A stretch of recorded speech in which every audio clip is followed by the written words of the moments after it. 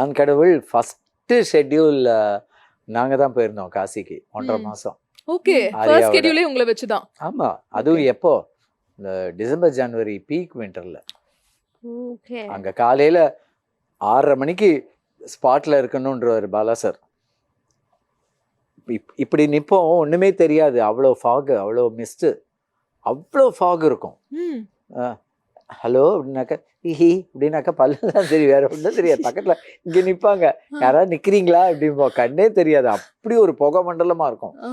அதில் போய் நாங்கள் வந்து இது பண்ணிட்டு வந்தோம். ராத்திரி 2 மணி 3 மணிக்கெலாம் பேர் பாடியோடு நடிச்சிருக்கேன் நான் அந்த குளிரில்.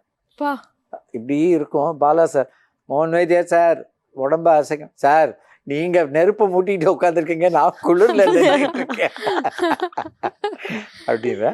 அது போயிட்டு வந்து நிறையா நடித்தேன். அந்த அப்பாவும் பொண்ணும் வந்து ஆரியாவை பார்க்க வருவாங்க இல்லையா, அப்போ ஒரு ஹிந்தி பண்டிட் ஹெல்ப் பண்ணுவார், தமிழ் தெரிஞ்ச ஹிந்தி. அந்த கேரக்டர் நான் பண்ணது. ஓகே. அப்புறம் அது பண்ணிட்டு வந்து இங்கே லோக்கலில் ஷூட் இருக்குன்னு சொன்னாங்க, இன்டீரியர் வீடு உள்ளலாம். ஸோ வெயிட் பண்ணிகிட்டு இருந்தேன்.